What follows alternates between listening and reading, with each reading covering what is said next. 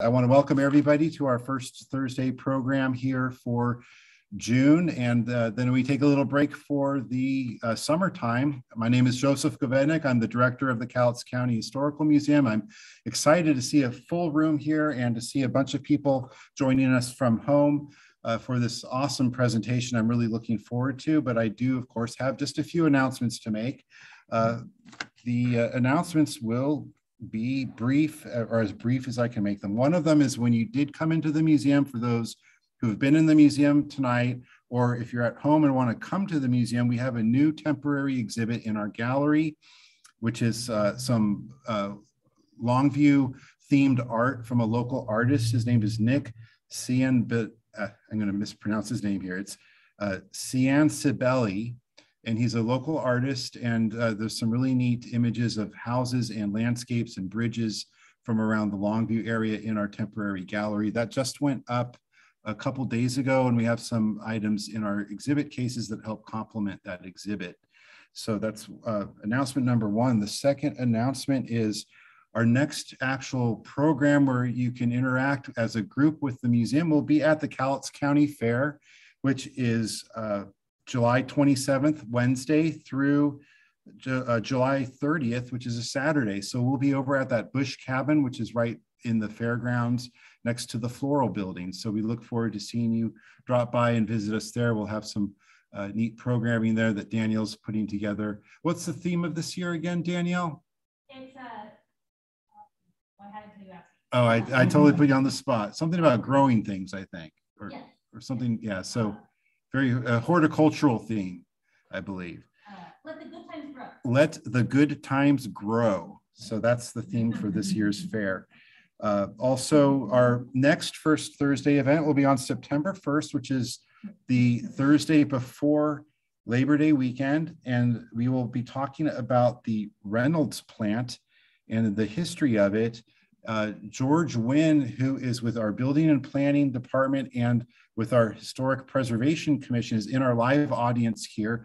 And he and some other people from Reynolds will be coming to talk about the history of the Reynolds plant, which I had fortunately had an opportunity to go to yesterday and pick up some materials and bring back before they demolish the buildings. So we are able to save some of that history, and I look forward to a future exhibit and programming about that industry. It's more complicated than I have time to talk about right now, but it's pretty fascinating about the smelting of aluminum and the aluminum products that were made here. But we're here to see a really remarkable event. This is 71 at 71, a bike ride of a lifetime with Jim LeMonds, who many of you know he's a retired teacher, but he is our Cowlitz Historical Quarterly editor, and he and his friend Bob Horness, is that correct? Bob Horness and him there he is. He's in our live audience. Turned 71 last year and rode 71 miles on their 71st year. And so we'll have the opportunity to see a little bit of footage from that and hear Jim talk about the amazing adventure that they went on. And those of us in our live audience, Jim has his bicycle from the adventure here. And I'm sure he'll hopefully talk a little bit about the complexities of the bike, because it's a fancier bike than what I ride when I go to work. So without further ado, let's give a warm welcome to Jim LeMonds.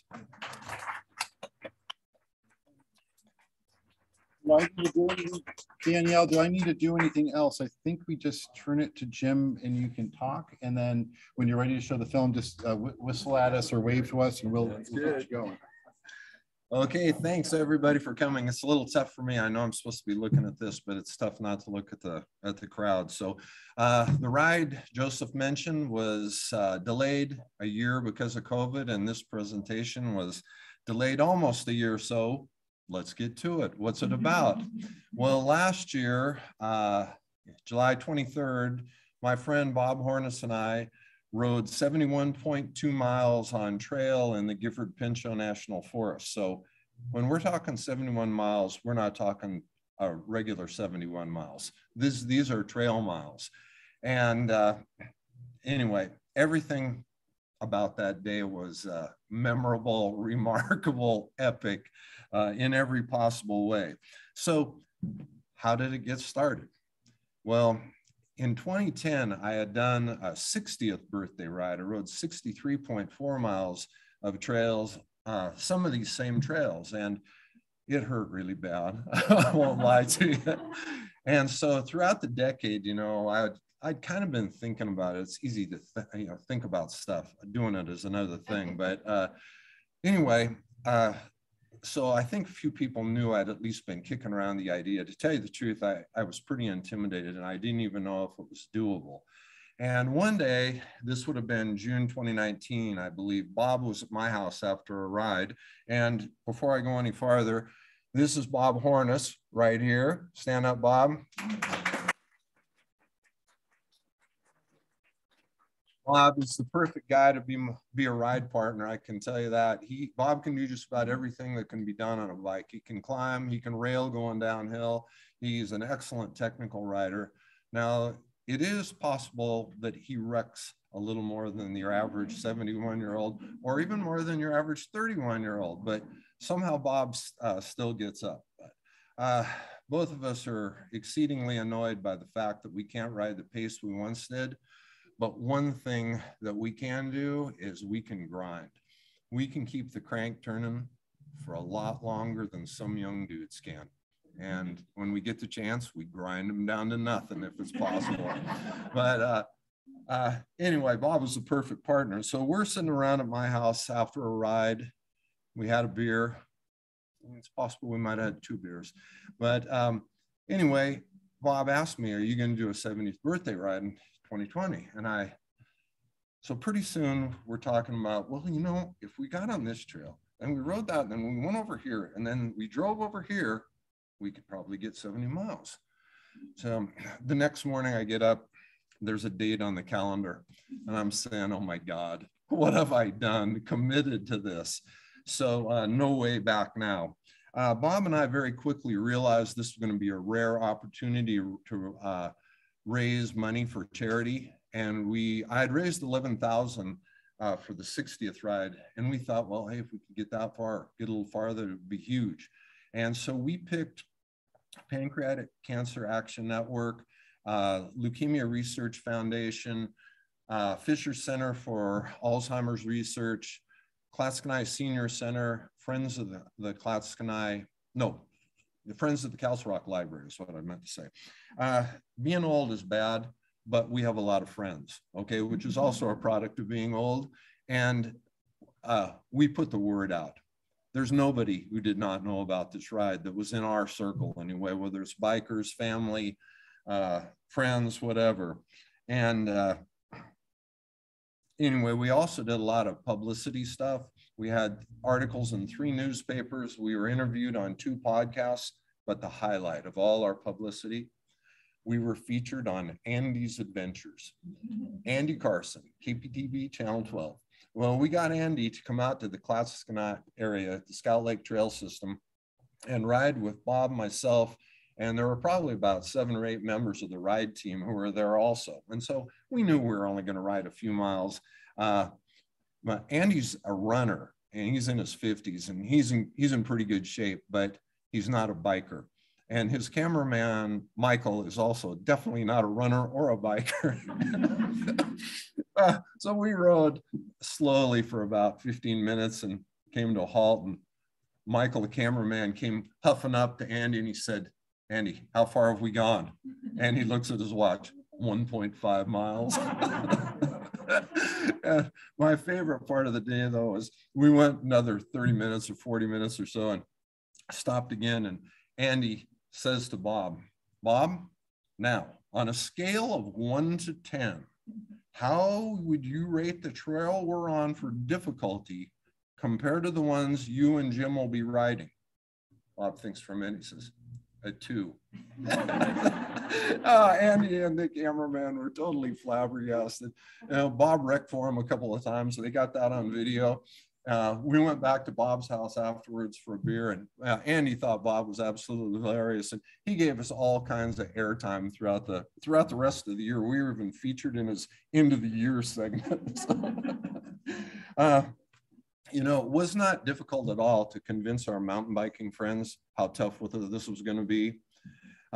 When they heard what we were going to try to do, it's like their collective eyebrows went up. And they're saying, yeah, I don't know, old dudes. Well, I'm not sure it's possible. What Bob and I had done really was we'd taken 4 rides in the Gifford Pinchot that typically get done 1 trail per day. And we just welded them together, and we said we're doing all 4 of them in 1 day. And we had talked about this, and I had told Bob 2 things. Has to be something no one's ever done before. I don't care what age they are. Second, there has to be a significant risk of failure. Well, all of our mountain biking friends looked at the route and they said, yep, there's a significant risk of failure. It was way harder to convince non-mountain bikers, however, of the difficulty level and that what we were doing might even be worthy of a donation. And one of the women on the ride team, Susie Griffin, one of her clients, she was telling the client about the ride and how much training we were doing and everything. And the woman said, you know, if those boys continue to train at this level, they might be able to do STP one day. Oh my God. Bob and I were rolling on the ground over that one. And no diss on STP, Seattle to Portland. I'm sure it is tough to stay on your bike for that long. So that is not a put down. It's just what we were doing was much different. When you're looking at road miles and trail miles, depends on terrain, but it's usually it takes about 3 to 4 road miles to equate to 1 mile of trail for energy output. STP is 206 miles, all right? And over that 206 miles, 4,800 feet of climbing is spread out, okay? Now, I want you to think about this. Bob and I rode 71.2 miles, and we climbed 9,035 feet, right? And I assure you one other thing, too. And that's what we were riding on was not what the STP guys are riding on. The STP guys are like riding on this carpet, you know? There's really no rolling resistance other than you pedal the bike, you know, which is difficult, I understand. Oh, where we were riding, it's the worst of everything you can possibly imagine. I mean, you're riding in sand, you're riding in rock gardens, pumice fields, creek crossings, 2-foot step downs, roots. There are places along the trail where it literally dropped off. Well, I hate to think how far. Good rule, don't look over there. And in my quest to try to get the point across to non-mountain bikers, I solicited comments from some of my biking friends that are well-known and published these on my website. And this one is from Bob Lassard, who was the executive director of Northwest Trail Alliance. He said, outdoor activities are typically ranked in terms of hours, miles, and vertical feet. Mountain bikers factor in technical difficulty and trail conditions as well, because trails can be vastly different. A trail mile will always take more effort than a road mile of equivalent topography, but a trail mile that involves some combination of mud, sand, roots, and terrain that consumes a bike's momentum will be even more arduous. 35 miles is a big ride on modestly technical terrain. 5,000 feet of climbing turns any distance into a big ride. 71 miles and 9,000 feet of climbing on technical trails would qualify as anyone's biggest ride ever if they finish it. And I think that if they finish it, yeah, we were worried. This was not like something where we were sure we could do it. We're going to ride around like Lake Sacagawea 7 times, something like that. And so we started training. And when I say we started training, we really hit it hard. The age factor. Anybody tells you it's just a number, they are so full of it. I mean, all your gains come so much more slowly, and everything is just It's just way more, really way more difficult. We had to make some adjustments. Your typical mountain biking ride is about 2 to 4 hours. And we tend to ride in a pretty high gear. So it's high torque and low cadence. And that's good for developing strength. But Bob and I knew we were going to be on our bikes like 12 to 14 hours, not 2 to 4 hours. And so after talking to some of our really experienced biking friends, we started doing more spinning and road biking, high cadence, low torque, because that is what's going to build stamina. We were in pretty good shape in April 2020, and that's when COVID got really serious. And we had to postpone till 2021. Let me tell you, I was so depressed for a week. Not only we'd be another year older, and all that arthritis would be barking even louder than it was normally. We'd also have to ride another mile, of course, because now it's 71 at 71. But worst of all, we were going to have to train for 12 more agonizing months. Oh, and when 2021 rolled around, we started really putting the hammer down, because we knew we had to move up. Bob and I stay in pretty good shape, but we needed to be in better than pretty good shape. We did the Reach the Beach 100-mile ride. In fact, my former student, Mike Chess, is right over here, and Mike was on that ride as well. We also did Tour de Blast. Tour de Blast is only 85 miles, that takes you up to Johnson Ridge, but it's got 7,100 feet of very, very difficult climbing. Bob and I didn't always overlap on our training. We did quite a bit, but he had his way sometimes and I had mine. He and his son, Bryce, were vacationing in Peru, but it wasn't a regular vacation. They were biking and hiking in the 16 to 20,000 foot level. And you know, when some people go to Machu Picchu, they think it's a big deal if they walk up the steps. Not Bryce and Bob, they ran up the steps. So right as we're about 2 months out, we're getting desperate, because here's the problem. How do you know how much training is enough training? There is no way to answer that question. And so we're thinking, oh my God, what can we do to pump it up another level? So I came up with this torturous event called the Fun Fest. And I picked a climb each week at Growler's Gulch, where we ride, that was particularly vicious. And it would only be about 3/4 of a mile to 1.25 miles. On a normal ride, you'd ride that one time and yeah, it would hurt, but then you go on. Well, Bob and I and Lizzie and Janine and Susie sometimes came out with us as well. We do the climb 5 times in a row. Yes, Isaac too. Oh my gosh. Oh, sometimes it was in the 80s.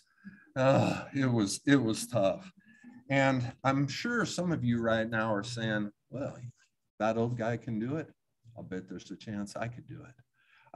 This will give you a little bit of idea, at least what I had to do to train. Now, you young guys, I know you don't have to, you can cut this in half. But in the 2 years that I trained, I did 795 workouts.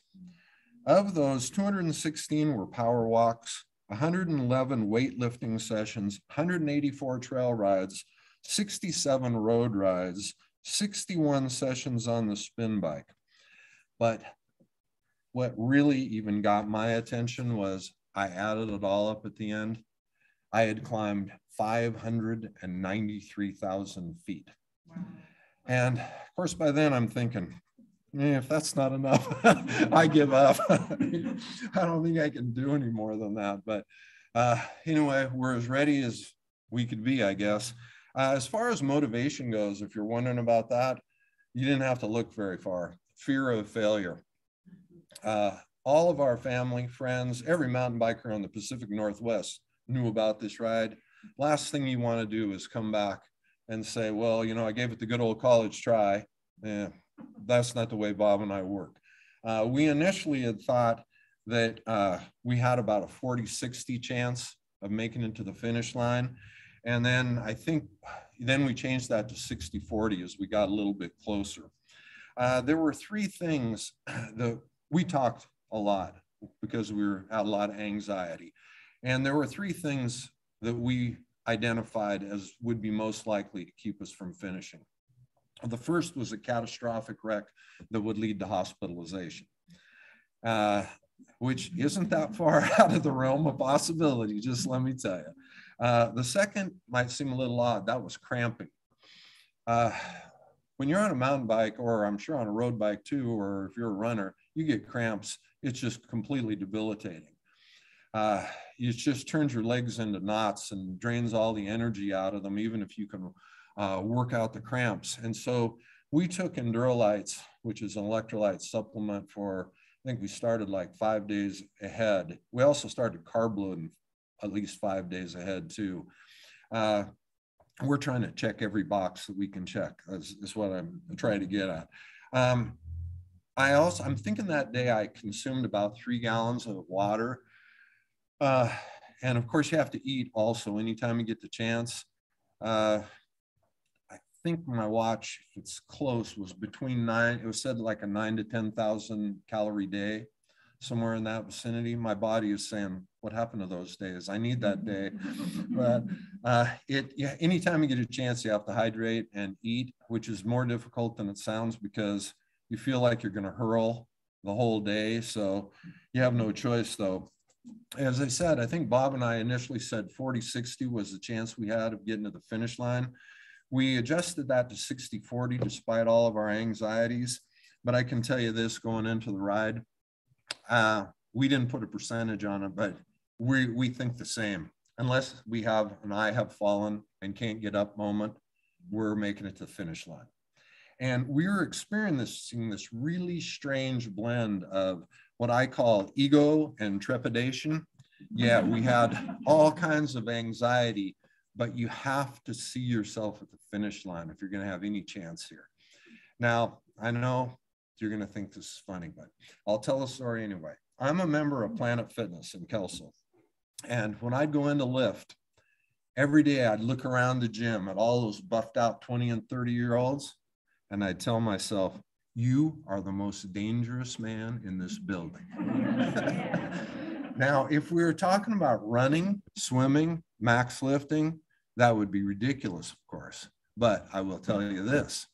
If you put Bob and me on a bus, you gathered up all those buffed out 20 and 30-year-olds in the gym, and you drove us up to Mount St. Helens and put us on mountain bikes, we would destroy every one of those people. And it would not take very long either.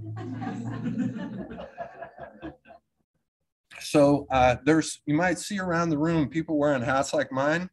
It says, if it was easy, any idiots could do it, which is an inside joke for the people we ride with. Bob thought it would be a great motto and very applicable for this ride, so we all bought hats. There are like 25 to 30 people on the ride team with various responsibilities. And you might say, well, how did you pick the people on the ride team? Well, we didn't. They all wanted to be on the ride team. I mean, which tells you what a big deal it was in our group. And okay, so why did we have a ride team? Was it just ceremonial? No. A biking pack with 100 ounces of fluid, probably, and all your gear and stuff, probably weighs 10 to 12 pounds. Well, with 71 miles to ride, the last thing Bob and I needed was to haul another 10 to 12 pounds throughout the course of the day. So one of the duties of the ride team was to haul all our gear, spare parts, everything else. I mean, they did an unreal job. The second part of that was they were also our spiritual heart. It's true that there's no way that we could have made it to the finish line if we hadn't trained unbelievably. But the idea of Bob and me going up there and doing this ride by ourselves is unimaginable to me. And you'll see a little bit of that in the ride video as far as how much adrenaline there was going that day.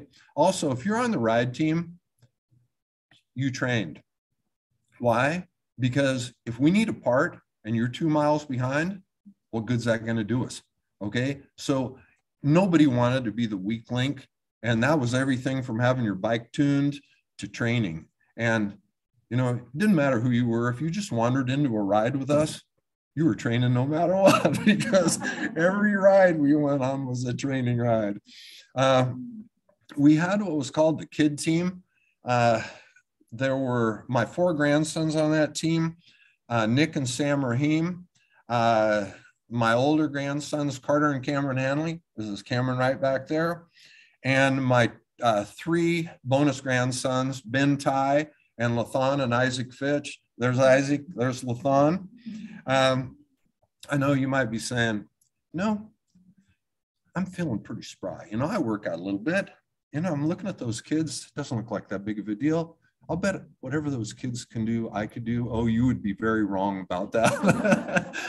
These guys have been on trail since they were like 6, 7, 8 years old. And they have legit technical skill. Without that, the whole idea, I don't care how fit you are, the whole idea of you being a beginner technically, what was it Molly Hatchet said, Dave? You would be flirting with disaster. Yeah, it would just be a wreck waiting to happen. My brother Dave, who was back here, Dave, hand up, there he is. He rode every foot of my 60th ride with me, and I'm sure he could have ridden all of this ride, but he very graciously agreed to be one of the people who rode herd on the kid team because I knew there was no way I could do it. By the way, the kids rode 43 miles that day, and if you ask a lot of mountain bikers, not very many have ridden 40 miles in one day. Also on the kid team was Nick. Nick is right back here by Cameron. Nick really helped us big time on the road rides. He was a leader for us on Reach the Beach, and he was huge for me on Tour de Blast. Oh my gosh, Tour de Blast was on a Saturday. Friday, I was on the beach in Kaanapali sipping Mai Tais. Got thrown under the red eye. I think I got in bed about 2 o'clock, up at 5:30, on my bike at 8. Oh man, I was totaled. And Nick came back, the first 10 miles hurt the worst. He came back and helped me out and pulled me along pretty much. Also, I know she's on Zoom, so I have to hit her. Susie Griffin. Susie Griffin trained so hard and did such a great job. Thanks, Susie. With the team. Susie, to get to the trail, Susie had to drive past my house. I swear, every time I looked out the window, her truck's going by with a bike in it. And our main ride team included Scooter Sutter, Daryl Kent, this is Daryl, Lizzie Fitch, there's Lizzie, and Bob and myself. And those are the guys who were with us every foot, and they packed all our gear as well. So Daryl, unfortunately for Daryl, he has a job, and that means he can't train as much as the rest of us did. So I know he's such a great rider, and he still managed to somehow to get to the finish line. Interesting story about Daryl. We had this unwritten rule, and the unwritten rule is if Bob or I wreck, have a mechanical cramp, or have to rest, the entire ride team will stop and wait until we can go. The other part of that rule is anybody else has a wreck, a mechanical, cramps, or has to rest, the break is going to be about 30 seconds. Pick you up on Monday. And Daryl, like me, is a notorious cramper. When you know it, right out of the box, he starts cramping. And I'm sure he was trying so hard to get stretched out because he's thinking we're going to ride off and leave him, of course. But he did, and he got to the finish line. This is Lizzie back here. You're seeing she's wearing that shirt. You have to have the sleeves cut off because a normal shirt cannot contain her arms. Lizzie is always in unbelievable physical condition. For this ride, she got an even better than unbelievable physical condition. You ever seen anybody do the flagpole? Okay, here's all you have to do. Go up to a stop sign and use your core strength to hold your body perpendicular to the flag, to that pole. Lizzie can do the flagpole, okay? I do not recommend that you arm wrestle with this woman. I certainly would not. Also on the ride team, we had pacers, and you might say, well, why would you need a pacer? We even practiced with the pacers. Well, because we aren't riding for a couple hours here. Bob and I have to have a pace we can ride for 12 to 14 hours without burning down. And so we practiced with our pacers for them, you know, kind of keep it under control. It also makes it much easier, especially when you're riding at night, as we were on the first leg, which is especially risky, because your pacer makes decisions on where we're going to get off and that type of stuff. So on this is in the middle right here with the hat, that is Ben McCormick. Hand Ben. That is Ben McCormick. Ben was our pacer on the Vicious Lewis River Trail. Oh my gosh, that trail is hard. And he did such a great job leading us out and back. And when we got back, Bob and I are, I think, you know, first it took a while before we could breathe, but then we're saying, man, wasn't that kind of a snappy pace? And so I looked at my watch and I thought, Ben must have been getting impatient with us, because he really put the hammer down, no doubt. So, you know, because also for Bob and myself, when you get to the stage of the day we're in now, you're just in reptilian mode, okay? I've been told, Bob, this is one of the places where we really excel. Don't think, just turn the crank. We have a lot of experience with that. So follow the pacer. On the end, this is Kim McCormick. Kim was really our spiritual heart and soul that day. She did such an excellent job. Kim is also an RN. Now you might be saying, well, isn't that a little bit overkill? Why would you need an RN? Well, because two 71-year-old dudes are going to try to ride 71 miles of trail, and who knows what could happen out there. Sometimes Kim has to patch us back together. So she was our pacer on, she took us to the finish line at Falls Creek, and she also took us right out of the chute at Marble Mountain. And Kim had a really horrific wreck about 8 months before the ride. And she wanted to be on the ride team so badly. She started doing PT. She's not a normal person, okay? I know if you see her, she looks really sweet and everything. I call her the dark Pollyanna, okay? Because yeah, she looks sweet, but she's got like an assassin's heart when she's on her bike. But she started doing PT 3 to 4 hours a day to try to get herself back without surgery. Well, we get closer to the ride and it's pretty clear she's gonna have to have surgery. So what she did was she put it off until after the ride, okay? Now, this tells you something about the people Bob and I hang out with. Kim rode 30 plus miles of trail that day with a torn labrum. Think about that. We have one other pacer. This is Janine. Hand up, Janine. Janine worked so hard. She trained so hard for those 2 years, and she wanted so much to be on the ride team. And she was our pacer at Ape Canyon, which again, I was saying, that's at night. Oh yeah, this is risky enough in the daytime. I mean, and she did a great job on that. A lot of people don't know this, but we also took Janine for another reason. She's bilingual. Yeah, even my friends don't know that. A lot of them. Yes, she speaks English, but she also speaks Long Island, you know? You're on remote trail, you never know who you're going to run into out there. So it was always good to have her along. Ride day rolled up. 2 years of training. Bob went up on Thursday morning. He wanted to be there so he could sleep, have his gear and stuff, just get up and be ready to go. My back doesn't like camping. And so I slept at home on Wednesday night. And of course, so many butterflies. I tried to take a nap and I got up about 2 p.m. on Thursday, excuse me.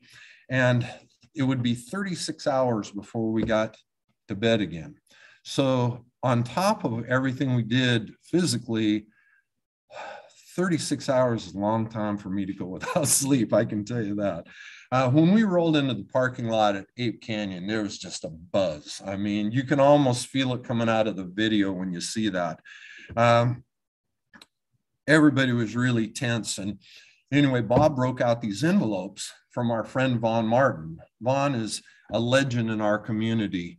He's 84 and is just now retired from mountain biking. And each envelope had a $10 bill inside.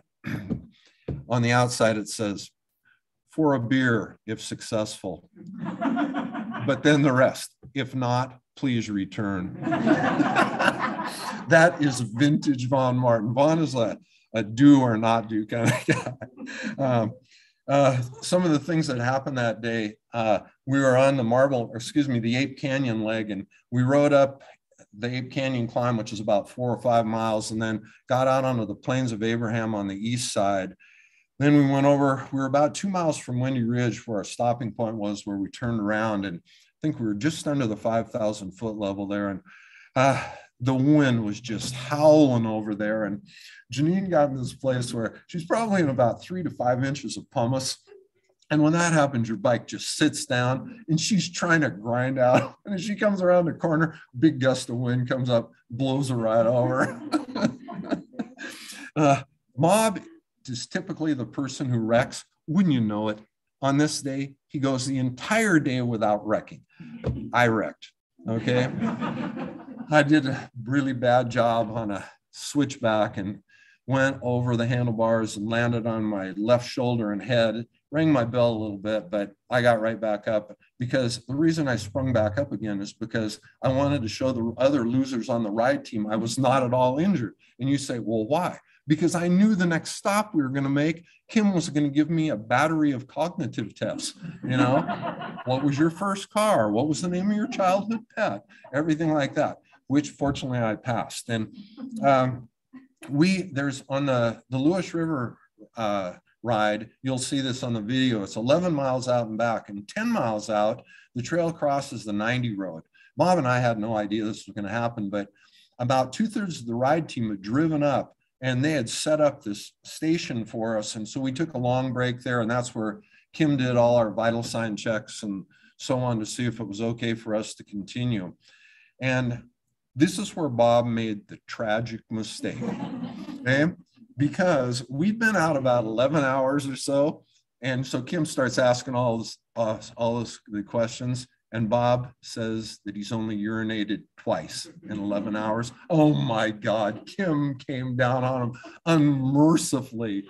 And she assigned Lizzie and Ben Milstein to harass him the rest of the ride to make sure he was fully hydrated.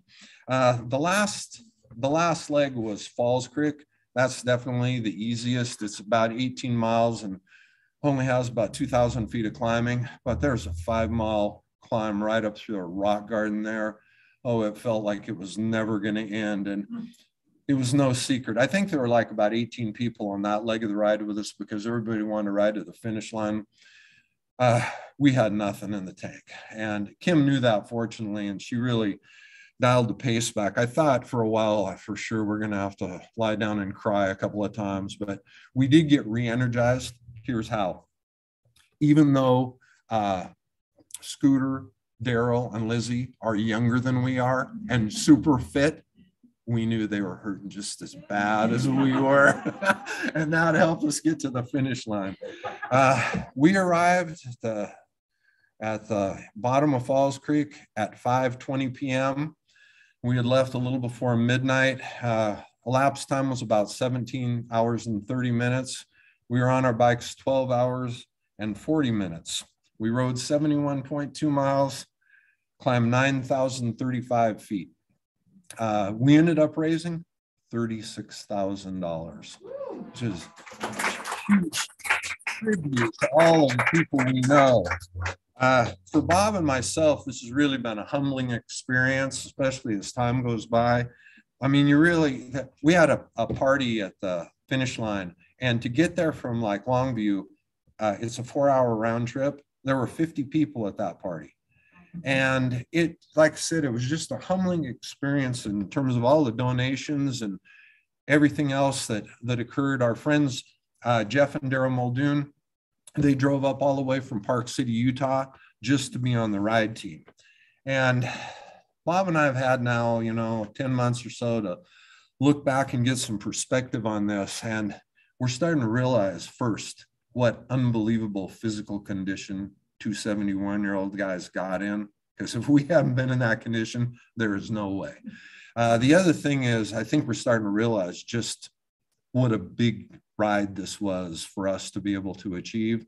Now, I know some of my younger mountain biking friends could do this, but I'm waiting to see if they can do it when they're 71, okay? even if they can, I promise you it is going to hurt and hurt badly. So you guys get ready for it. Okay. You're going to get a chance now to see a fabulous ride video. Joseph Hoffman, he's not a professional photographer, but he should be. He spent the entire day and night with us shooting the video, and he narrated the whole thing. He does a great job of putting you out there. As mountain bikers, though, you'll hear grumbling while the video's going on because the video never shows how steep or gnarly it is. There's just no way a camera can ever show it. I'll answer any questions you have when we get done. Brought my bike in. This is the bike I rode on the ride, but now I'm done, and Danielle is going to get the video started.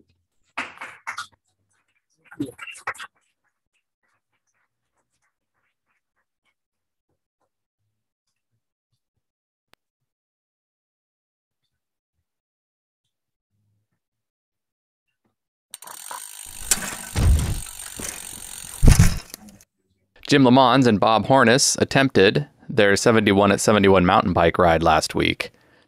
This was an event intended to raise money for multiple charities, as well as prove that, with the help of a great community of riders, 2 71-year-old mountain bikers could successfully ride 71 miles of single track across over 9,000 feet of elevation gain in less than 24 hours, and this is YouTube content.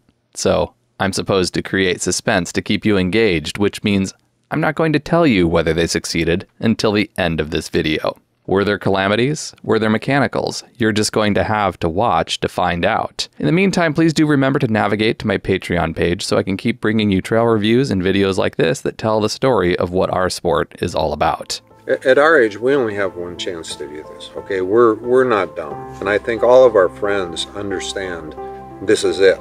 That's what I worry about, trying to finish a ride like this. Scooter, you doing this whole thing? I'm planning on it. We'll see.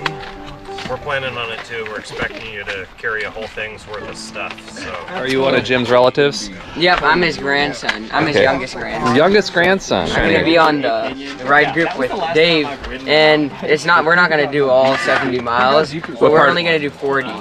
We still want to be included. So What part of it are you gonna do with him? We're doing the Marble Mountain, and then we're probably gonna go up like 1 mile Ape Canyon. Okay. And then we're gonna come back here, and we're doing the first 3 miles out and back on Lewis River, and then we're gonna do all of Falls Creek, so that should be good.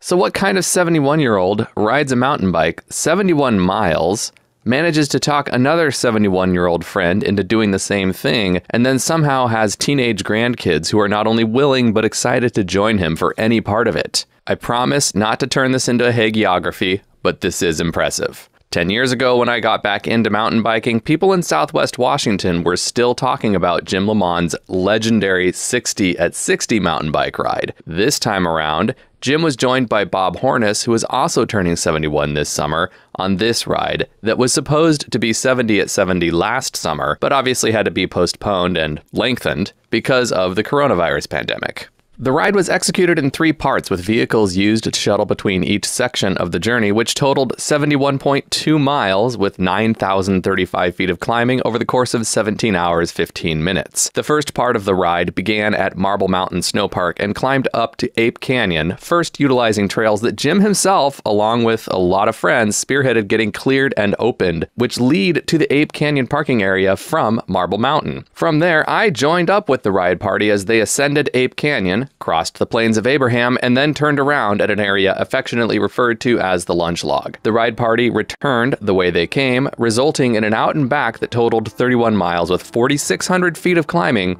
and took 7 hours to complete. Did I mention that this ride started at 11:45 p.m.? Yeah. You guys know what to do. Okay, yeah, you know what to do too. Here's my boy. Okay. All right. Yeah. Only one. All right. I thought I was on. It's not on. No, it's not on because I'm not blinded yet. Holy crap, look at it. I'll give you the best of luck. How am I not supposed to Take care. The neck's not quite all here, girl. Oh, here comes my bike. God.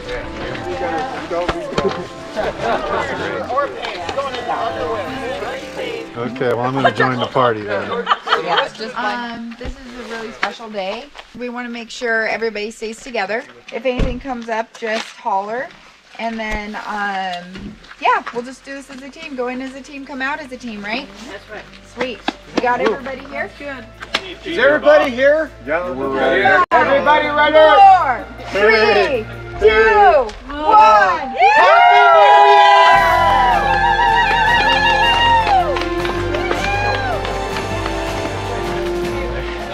All right, the thing I worry about on the ride day is that you're pumped with adrenaline and you go out too fast. We have a lot of people pulling for us to finish, so I don't want to fail. Very exciting. Bob and I haven't thought about anything else for the last 2 years. I mean, true. You could say maybe we don't do a big ride every day, but I'm sure Bob's going to tell you the same thing. There's not one day I don't think about this ride. Here they are.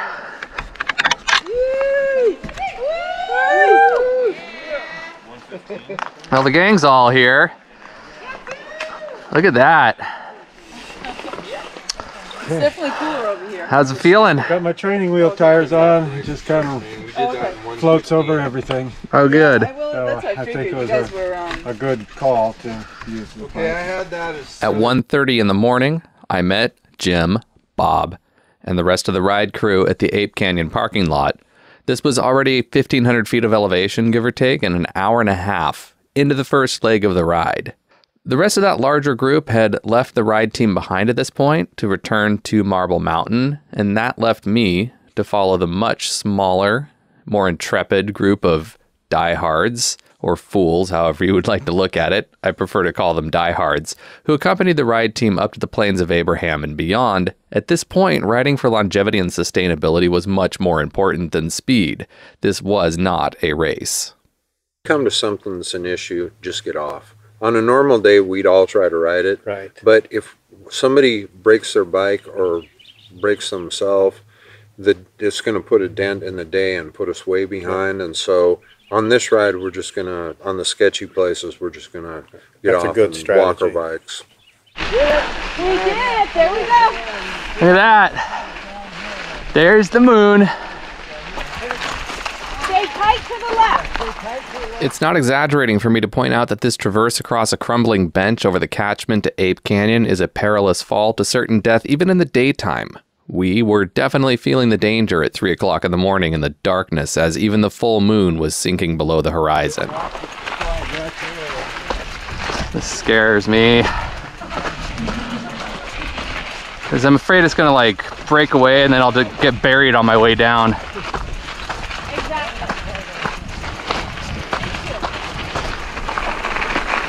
Is anybody camping down there? Yeah, there are people camping. Sorry, guys. Well, if he gets cranky and starts hee-hawing. Yeah. Shit. You get no use to that. Yeah, I might feel like How you feeling, Bob? Really good. A couple of vitamin I's helped. Yeah. So what's vitamin I? Vitamin ibuprofen. Ibuprofen. Got it. Come over this way, Joseph, and I'll get my jacket back. Oh yeah. So it's, I think Come it's over here a little bit so I can see. Sure. Well, it's got the light stuff. I have vitamin V, and it's not Viagra. I haven't busted that out yet, but you never know. Well, Lewis River is the one I worry about. This is still not it.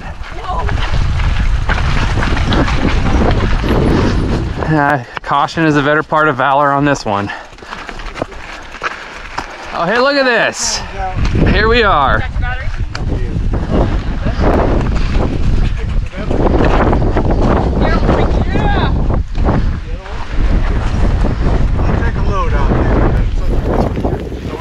Back a little bit quicker than we got here, so I still think it's going to be 3 hours back to Marble Slopping Mountain. Yeah. Let's do it like this. Like I said, you, Joseph, and Daryl go ahead. That way you guys can have some fun. You guys set up, get our picture, get video, and when you get on Leslie's wheel, we'll stop. You guys go by, go down to the next place.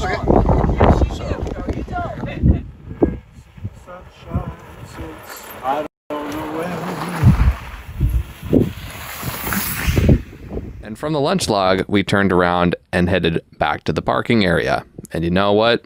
it always turns out that there is a lot more uphill on that downhill section of the Ape Canyon Trail than any of us ever seem to remember whenever we ride this trail. But it's a fortunate thing that there were trail angels waiting in the parking area. This has meat, cheese, and just a tortilla if you want it. But it's, oh gosh, thanks. Yeah. And it's a fortunate thing that the sun had risen because all of our lights were running out of battery power. Riding by Braille. Both my lights went out. And someone had even broken a spoke on the way down. I have a broken spoke. What do I do? Go. It should go right here. Oh, I see what you're gonna do. All right. Just bend it around it. Oh. It's out of the way. And from here, I left the ride team as they continued back the way they'd arrived here from.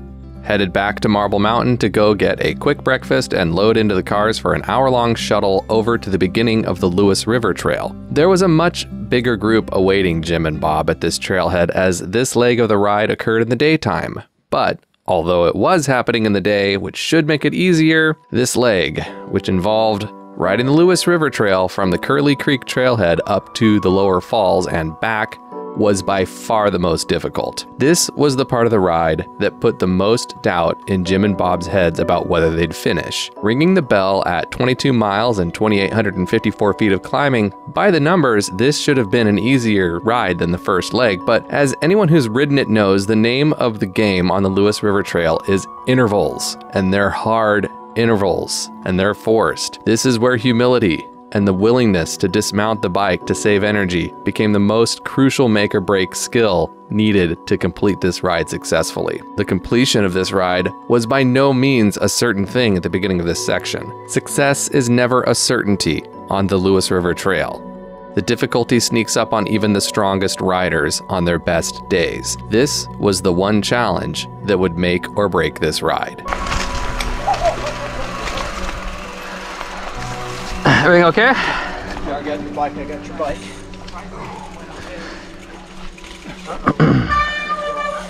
Everybody okay? We're doing good. That wouldn't be a ride. No, I bet, yeah, it was. As long as I don't have it come out my ears. Right. Heavy sneakers for you, Steve.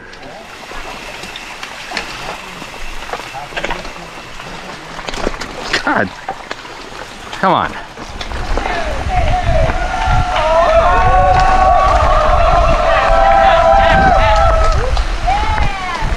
Everybody.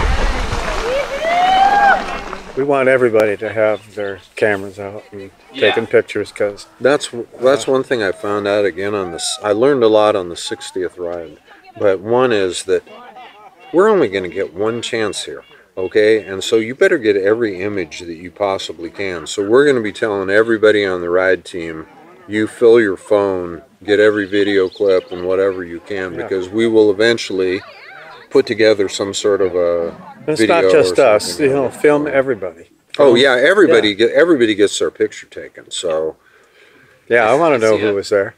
I think again, when you're going with all your friends like we are, I mean, how lucky. I'm going to also have all 4 of my grandsons there. They won't be on the main ride team, but they all want to try to ride at least 30. And they are so excited. And just to be there, well, for a grandpa, how does it get any better than that? My wife and kids will be there. I don't have grandkids yet. I'm too young. But you know, the family will be there too. And like Nancy Stone said, I can't wait to be at the end of the ride party. We'll have a party at Falls Creek that all the planning has to be done in advance, because when it comes to ride day, I can't even worry about my grandsons. I just have to worry about me.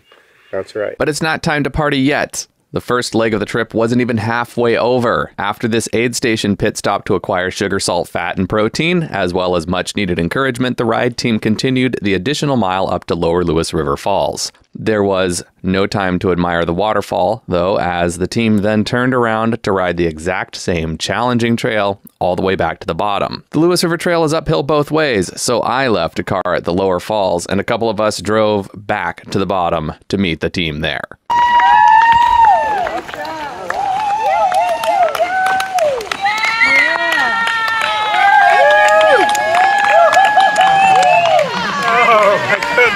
That's so hard.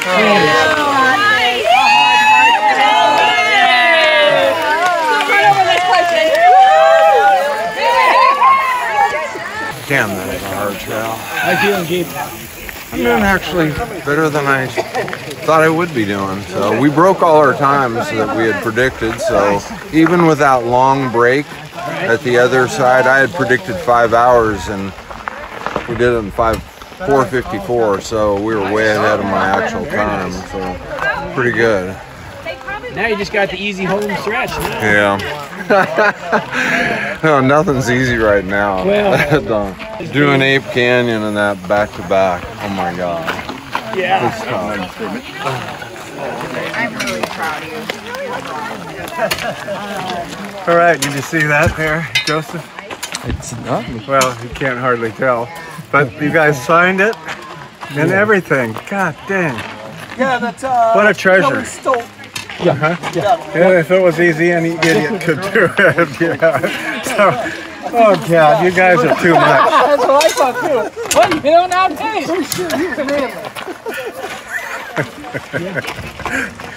Yeah. Where's your other water bottle? Okay, all the water bottles are right there. And it's, right How you feeling? Right. Huh? How you feeling? You know, I'm surprisingly good. I got, you know, I was burning a little bit, but we got into straight stretch and recovered. And God dang, some of those hills were just there.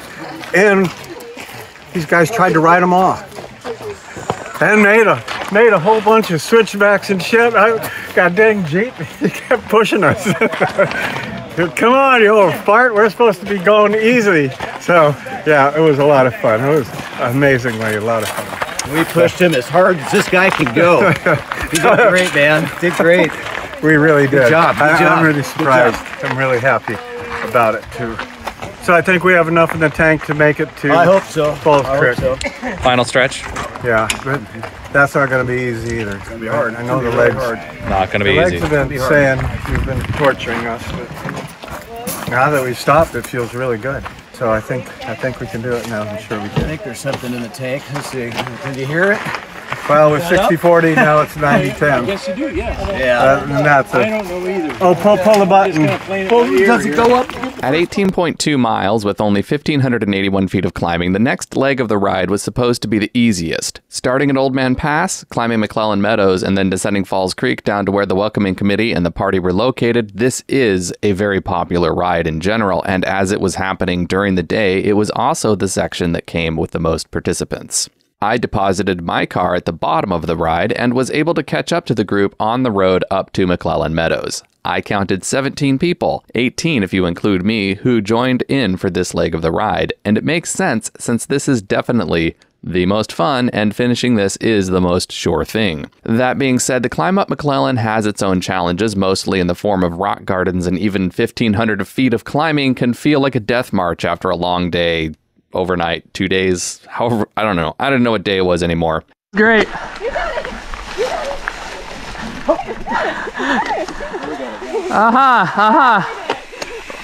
Okay, I see we are at that point in the ride. 4 a.m. at the slumber party. That's where we're at. Anyway, after we arrived at the horse camp at the top of the Falls Creek Trail, we began the final descent, and that's where the last major challenge confronted us, and that was just the dust. Dust everywhere. It gets dry around here in late July, and this year was no exception. We kept a very slow, careful pace down the trail, and just being able to maintain that pace was a big part of the challenge. And boy, what a warm reception there was at the end of this ride.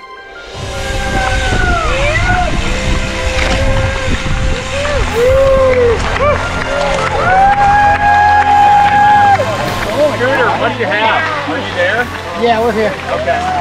Okay, we'll go by scooter. Good? Good. You do How you doing? Yeah. We got Jeff, Sarah, and Janine. A little bit of fun. Where's Scooter? Hey, Scooter, what do you think our official was on your thing? I had that as like I would say we're 71 and a half. 71 and a half. I think I had it as 18.5. I think I had it almost exactly the same. Sometimes we climb. Sometimes you climb. That's a very busy trail to finish on. Congratulations. Good job. Holy shit. Well, let's just pack up and go over and party. Yeah, Here's we were talking about the kids were going to start yelling, you know, 80, 80, 80. They can save that. They can save all that they want. I'm sure they'll be playing.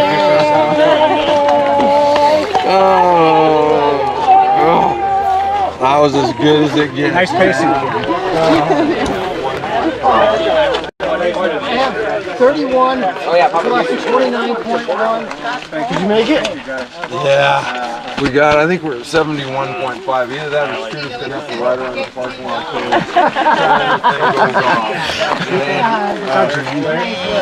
Thanks. Thank you. Thank you. Yeah, that's fun. This is my friend Paul Schublin, who I dedicated my ride to. This is my good friend I met in Vietnam. And he has picked up leukemia from Agent Orange over there. And we served together. We were in the same place, and he got leukemia, and I got to ride. So, yeah, I feel really good about being here, and I'm glad that Paul's here. Now, Jeep's guys that he was riding, dedicating the ride to, they died just before we could get to this ride. So if they'd been the 77 ride, they would have made it. God thanks, old buddy. Yeah, I was just telling your friend there that, you know, it was 50 years ago. 50 years ago is when we were in Vietnam. That's some 50 years ago. Wow. We used to call it a century. You know? Yeah, we used to call it the puking buzzards. Yeah, I wore that just because of you. Then, yeah, thank you very much. Usually I only wear it on Veterans Day, but you know, today's a special day. Yeah, it certainly is. I'm so glad you came. Can I squeeze on a hug? You bet. Thank you. Oh my gosh. We couldn't do it without all of our really good friends. We couldn't do it. Yeah, thank you, Jim. Yeah. Jim and Bob departed in their caravans, but it wasn't over for the rest of us. We still needed to ford the river to get over to the party. It was a chance to clean up for the final act. Bob and I are so proud to finish, but you know, there's two ways to do things. And I understand everybody's different for how they do stuff, but we're just not interested in doing something like this by ourselves just to have a Strava number. It's the whole idea of you guys all being there, and you guys had the vibe that kept us going. I mean, no doubt the ride team and everybody else that's involved in this, that's what made the difference, no doubt about it. So I wanted you to talk about our goals, which is more important than this ride, was reaching the goal for those people that suffered much more than we did today. And I'd like to introduce my friend Paul Schublin, who I dedicated the ride to today.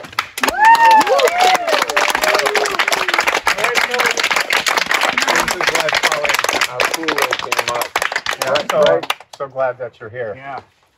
Real proud. You're an inspiration to a lot of us, so we appreciate that. right now I think we're at about 31,300. Wow.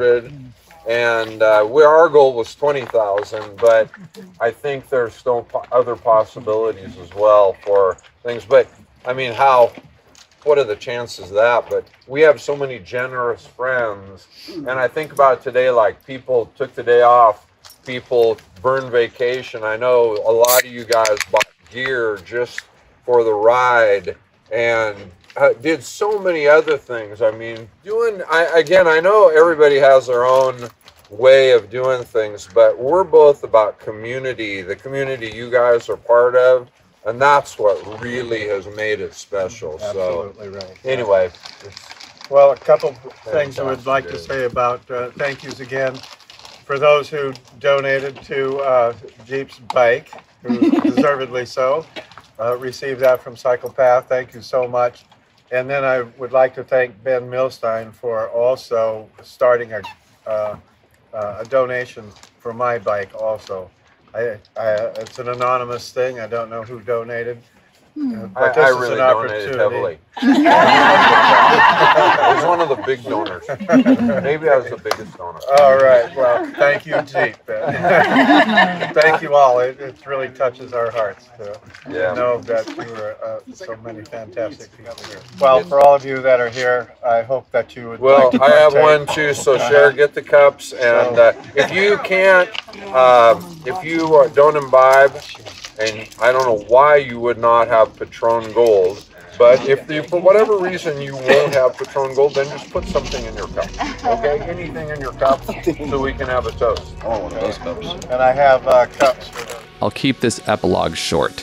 Mountain biking is all about community, and no one in Southwest Washington exemplifies that more than Jim LeMonds and the people who've chosen to surround him. Personal glory fades, but community endures. Bikes are a force of culture that brings everyone together to overcome common challenges and celebrate the simple victory of just having the privilege to be alive. I'd like to thank all my Patreon supporters, and I hope you'll all understand if just this once I skip over your early access and publish this video to everyone at the same time. Now, get out there and go ride your bike with other people as much as possible.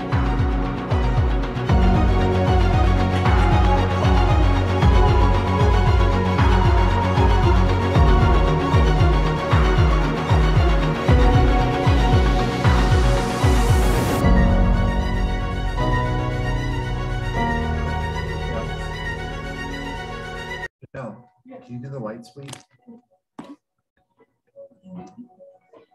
Thank you. Turn it back on. Okay, we're going to turn it over to Q&A with Jim here for the to wrap up our program. That was an incredible video, incredible experience. So back to Jim. Well, Bob and I share one other thing we don't hear. Okay, so Joseph is going to relay the questions to me, and I will do my best to answer whatever you have. So especially if you're not a mountain biker and you're just curious about anything about the ride, the bike, or anything else, hey, fire away. Who makes those trails safe for you? Who makes those trails safe for you? Well, that safe at the end of that, who makes the trails? Mainly mountain bikers do. This Saturday, in fact, despite the weather, we'll be at Coldwater Lake. There are two trails, one on the north side of the boat launch, the 211, and then the 230A on the other side of the lake. And we'll be up there. No one's been there for 3 years. And so we'll be up there to help with maintenance there. We have about 50 people coming for that.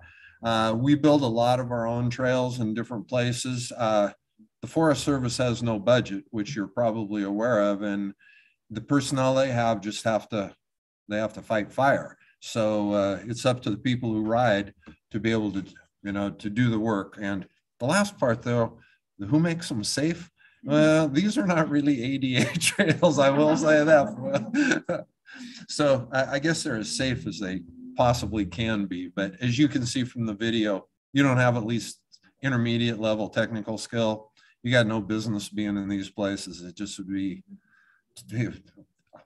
I won't say anything else. Okay, who's got another question? You have to do a lot of training to build up for this ride. Did you have to do any training to like ease off afterwards? Like, because your body was so used to doing this heavy training regimen, if you just quit cold turkey? So Danielle's asking, I believe, after training, do you just quit cold turkey? And how? Well, not really. Bob's done a really good job. I think he's continued to ride at a higher level than I have. Unfortunately for me, my food and beverage intake has continued at much the same level. But, when you're not burning off 2,500 calories or 2,000 calories on a ride frequently, I'm in what we mockingly refer to as gym shape. Okay.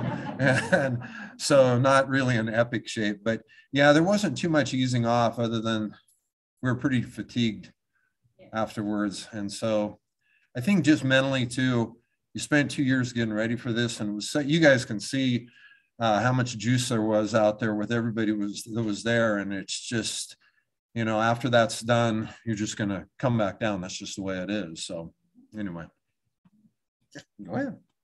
Well, what makes a mountain bike different from I would come out here, but I have to look at the screen. So there are a few differences between a road bike and a mountain bike, and the technology these days is way different than when Bob and I first started riding 25, 30 years ago. Think about a road bike. Road bike, the top tube, That's that top, tube on the top. Thank you, Lizzie. I got to knee into Okay. it. Yeah, take it over here. Okay, so the point to the top tube, Lizzie. The what? The top tube, Lizzie. The top. Okay. Thank you very much. Thank you. All right. So this is that geometry like that's what we call slacker, and it prevents you from going over the handlebars as quickly. When I first started riding, the top tubes are more like this. And if you think of a road bike top tubes are like this, and road bikes are stretched out over the handlebars. Yeah. You do that if you had a row at that position on trail, you would be over the handlebars almost instantly. Also, you can see the front fork on this, the front suspension. There's also rear suspension. Well, if you're riding on this carpet, you don't need suspension on a road bike.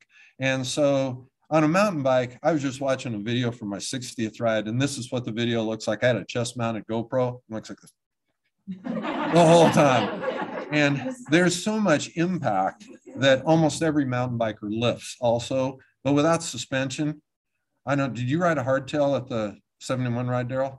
No. I think everybody rode a squish, which is like a full suspension. Well, Bob had he had a fat bike. That was that big fat tire, 5-inch tires, and that helps some to soak up things. And Lizzie, point to the rear suspension too. Yeah. Okay. All right. See, I weigh a lot more than she does. I can compress that thing instantly. Also, on the left side of my handlebar, there's what's called a dropper seat post. They didn't have these in the olden days. Well, when you're going downhill, you want to get your posterior as low as possible because that's your center of gravity.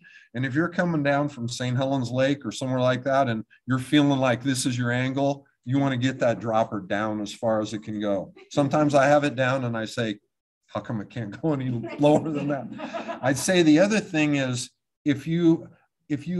well, I forgot to mention weight. I have fenders on this bike, and the only difference between now and ride day is I took the fenders off, and you see the big knobby tires I have. Those are 2.4-inch tires, and I took those off. These are my training tires because they're heavier, so they make you work harder. But I put on a lighter set of tires with better rolling resistance, and I think that saved me about 2 pounds. Mike, how much does your road bike weigh? About 18? How much do you say? 20. 20. Okay. You got to get another road bike, Justin. And I think most of us, our bikes probably weigh about between 30 and 32. I think on ride day, I might have had it down to 28.5. That's a carbon bike. As Bob mentioned, that was a gift from a heck of a lot of friends. So I told Joseph the price. I'm not sure if he really believed me or not, but the tires and the wheels on this, as you can see, or rims on this, are way different than you would have on a road bike. Road bike tires, the whole point is them to roll, and they're about this wide, and the rims are very narrow. Yes, and if you took that on trail, your wheels would fold up almost instantaneously because there's so much impact. And so you're trying to get the bike as light as it can be, but it has to hold together over a long ride. You can ask another question. When you have the spinning classes, do they have any classes for mountain bikers to work? Well, I've never heard that. The question was, do they have any questions from mountain bikers? And any spinning classes? Did you want spin class or a mountain bike class? Well, I was wondering how you train in a spin class. Oh, I just have a spin bike. They do have spin classes. Like my friend Jeff goes to a spin class sometimes, and he has an instructor. And April also, she's here. She teaches spin.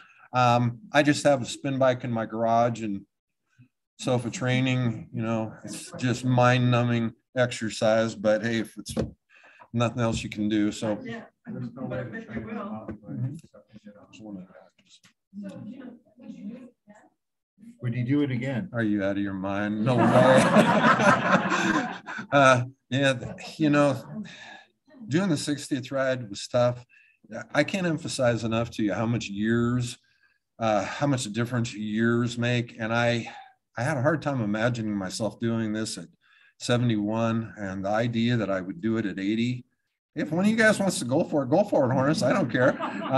But also, I think the other part of it is the riding trail. I'll continue to ride trail, but taking 2 years to train, because if it took 2 years to train when I was 71 years old to do 71 miles, I just can't imagine what it would take at 80 to do 80 miles. It's because I'd have to do 80 miles, of course, so no choice.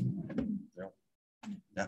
So, Chief, I know you guys did the 60 mile. What inspired you guys to do that 60 mile? Or did you have a 50 mile? Or well, Bob and I didn't really know each other, ride with each other that much at the time.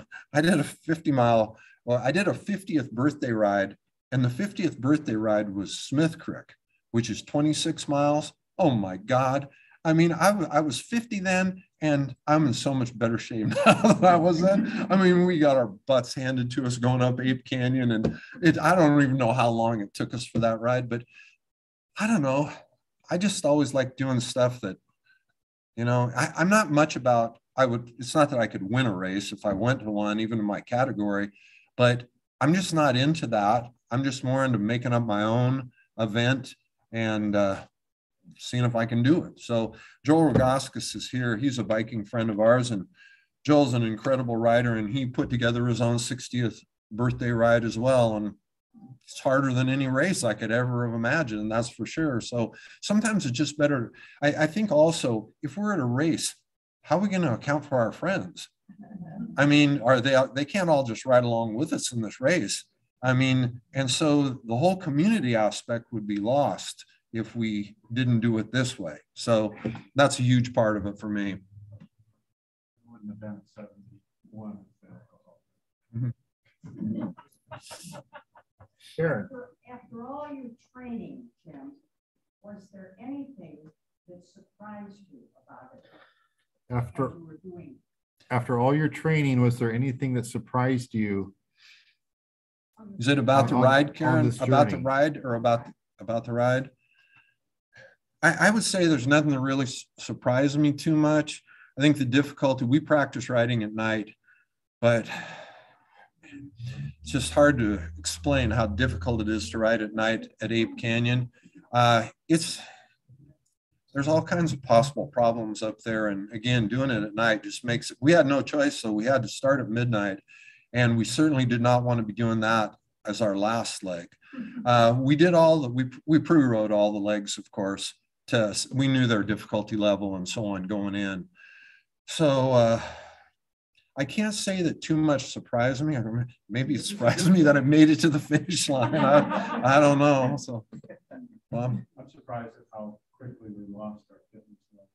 Bob said he's surprised at how quickly we lost our fitness level.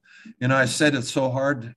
Gains are so slow when you're older, and they go away so fast. I mean, I'm just a regular old person now. I can barely pedal my bike anymore, and it has only been 10 months. But hey, again, I think you kind of get a feel for, I told the reporter from the Daily News, Bob and I are elite athletes. We're also not average old dudes, but you can kind of get a feel for what it would take, what elite athletes do to train.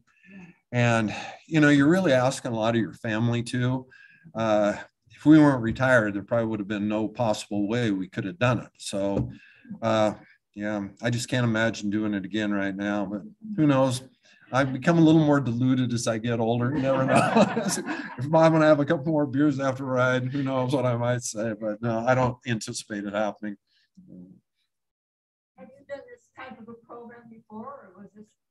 Well, I was a teacher for 30 years. Yeah, and so, you know. Of this trip, of this trip?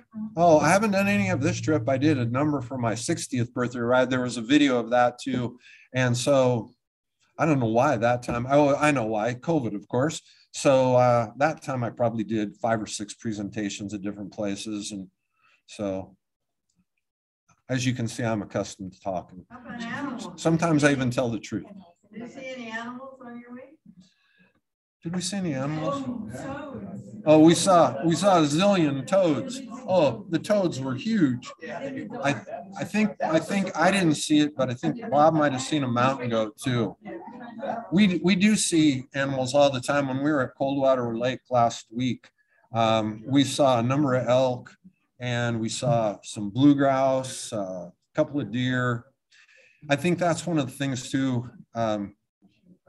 that makes you a mountain biker is we get to see some stuff that most people never going to be able to get to see. I still remember, I won't say any names, but I was teaching with a couple of women, and I had some pictures of riding at Sheep Canyon. It was just a really tough climb up onto the Lewitt, and it's just spectacular. And I know Dave has had this too in his office at the hospital. Yeah, he'd have a rotator of pictures, and people would come in and they'd say, man, that's so cool. I'd really like to get up there with you guys, in your head. And these women said, well, what do you think it would take for us to get up there? And, I'm in my brain, I have the other conversation, which there is no way in this world that you ever make it out of the parking lot. But yeah, we get to see some spectacular stuff. And sometimes you're the only person out there too. So it makes it really special. No doubt about that. Darcy. I didn't catch exactly what time of day you finished. I could tell it was like afternoon, but 5:20 p.m. Okay. You can kind of see, this is why Lipton told us we should start at midnight, because that way we would not be finishing in the dark. And I can probably speak for both Bob and myself that we were so gassed on that last leg that we would not have been wanted to do that in the dark. It would have been a big risk. So starting early, I mean, I wasn't going to sleep that day anyway. I might as well get on my bike and get rolling. So I think it actually worked out really well. Plus at the time we had to schedule a year ahead, and we didn't know how hot it was going to be that day. So at least when you're riding at night, it's not going to be that bad. What was the temp, do you think, Bob? Like 75, Ben? Yeah. Somewhere there. We had just like a perfect day for summer day. Yes. Are there any local groups of people who go out and ride bicycles? Because it seems to me like what you're doing, it seems to me it wouldn't be safe to do it all by yourself. It seems to me you'd have to have at least one person. Well, my wife has mentioned that to me a couple of times when I've gotten. Are there any groups of people who go out? On trail, you mean? Or just right around town? Right around town or on trail? Oh, there are groups that ride around town, and George, who's in our audience, has led groups that ride around town. April has also led groups. April, put up your hand. April. You can always check with April. There are, like, we hang together mainly because we like each other for the most part. And we also have, Bob and I both have very highly developed party DNA.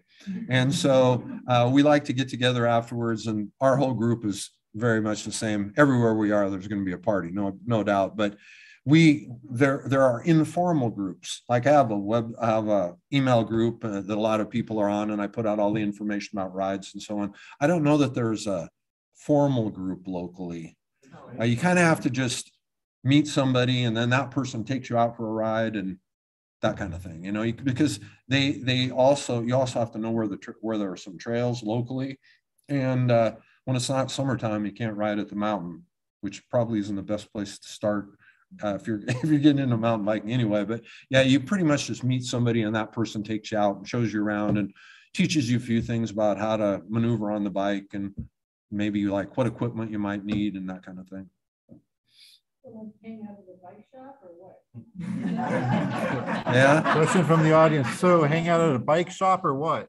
Yeah, there's not much left in terms of bike shops. I think when Proper Cycle Works was in business, that was a little more prevalent, but it's a little tougher these days. So hard for bike shops to stay in business, actually. So, yeah, I heard Keebler Coffee. Matt Keebler's a mountain biker. I heard if you go in there, he'll talk bikes with you. And he's on Commerce, am I right? I believe he is. So anyway, yeah, it's fun to kind of takes you back to your youth a little bit, except my bike now costs a lot more than the one I had in my youth. I can tell you that. Seems to me that there'd be more mean, with the price of gas now, it seems to me people would get more interested in bikes, wouldn't you think? Yeah, the question, it seems more people would be into bikes with the price of gas.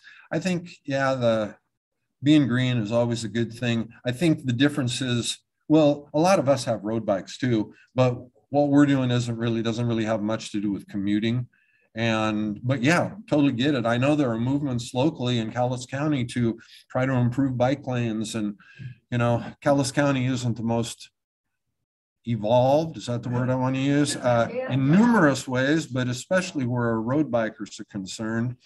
To tell you the truth, I mean, I've had some bad things happen to me on a mountain bike, but I could only blame myself. But I don't want to get hit by somebody who's texting or something like that. I at least want it to be my fault. And so road riding really frightens me a lot. Kelly.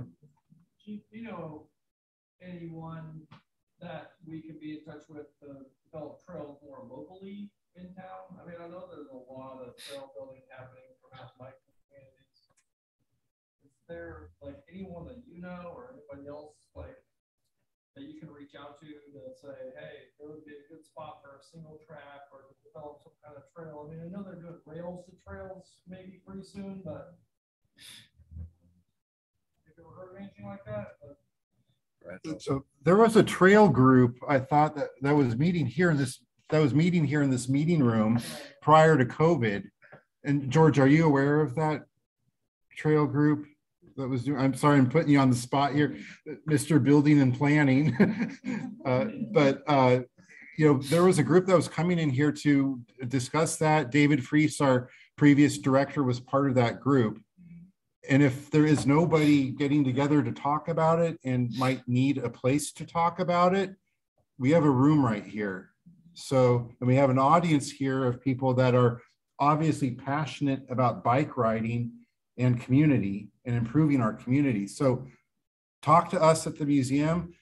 On the sign-up sheet that you signed up, put an asterisk by your name and make sure you have an email address. We could send an email out with resources for bicycling, as you had asked here in the front row about who do you talk to? How do you get started in this? Are there people that lead groups?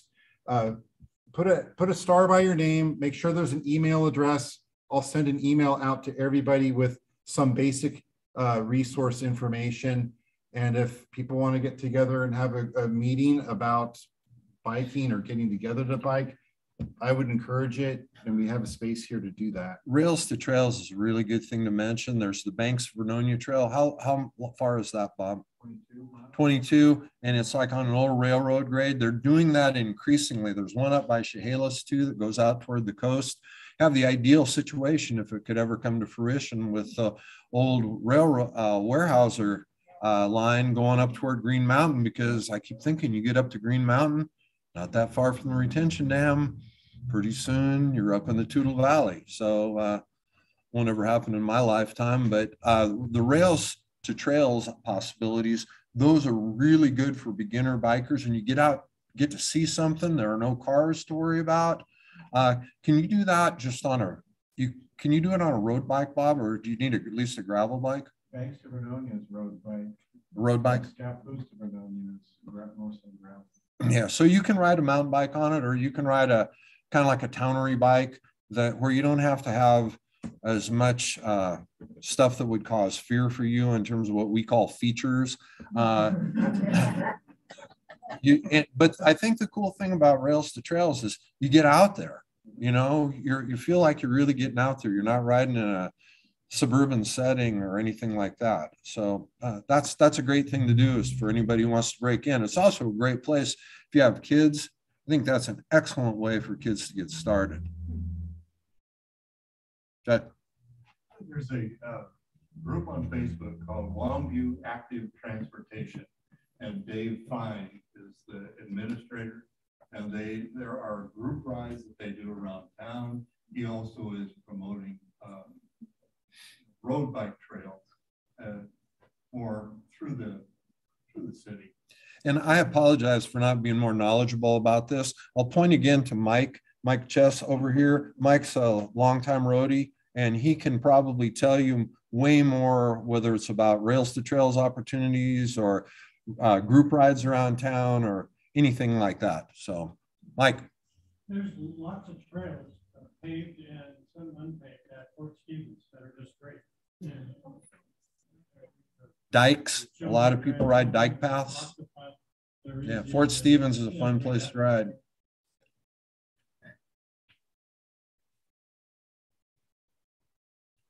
You're not going to ask me if I ever have gotten hurt, are you, Isaac? Go ahead, Isaac. Who's your favorite grandson? You are, Isaac. You know you are. I have to say you, LaFawn and Cameron, because you guys came tonight.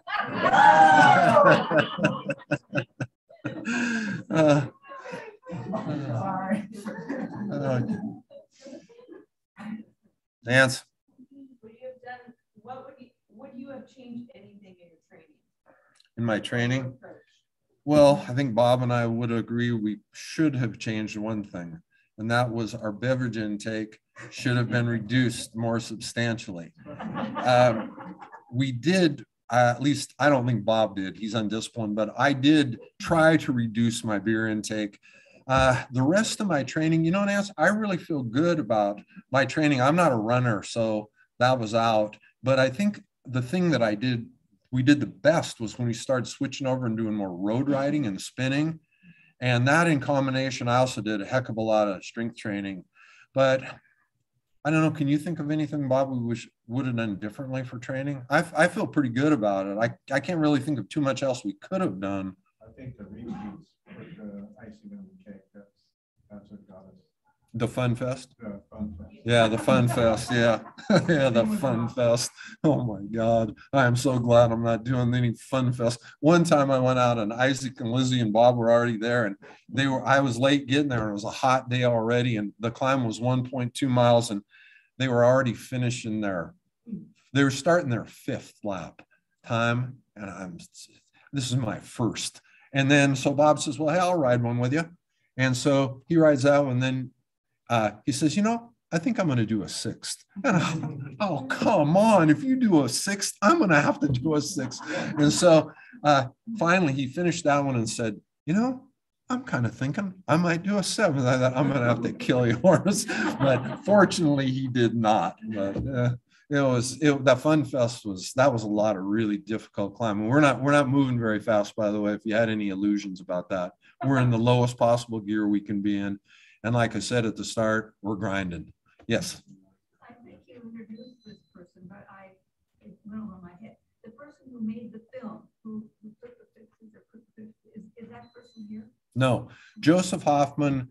He is a vice principal. Cameron goes to Camas High, and Joseph Hoffman is a vice principal there. And he puts out this, his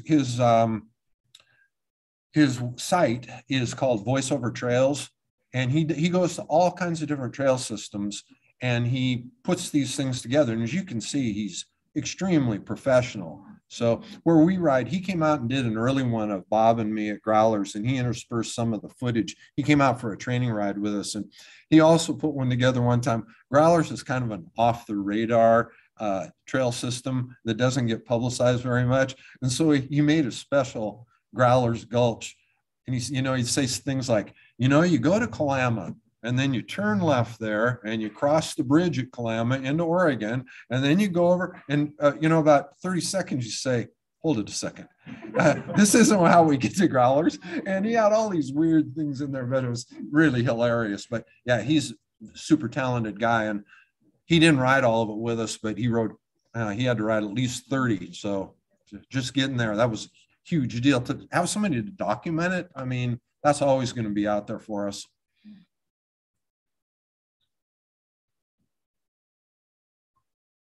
Going once, going twice.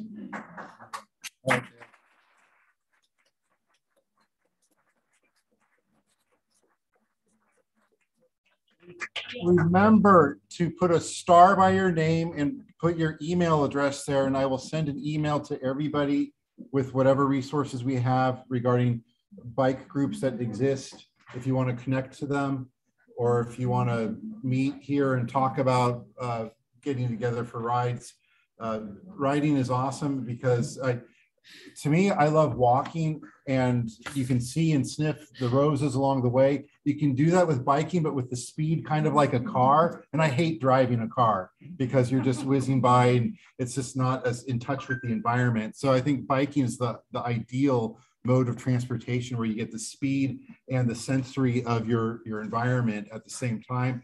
And I'd be interested in doing history rides around town, so we could maybe do a program someday that involves a history ride. So just let us know if you're interested. We'll help connect the dots. And thank you so much for coming here. And thank you, Jim, for this awesome presentation.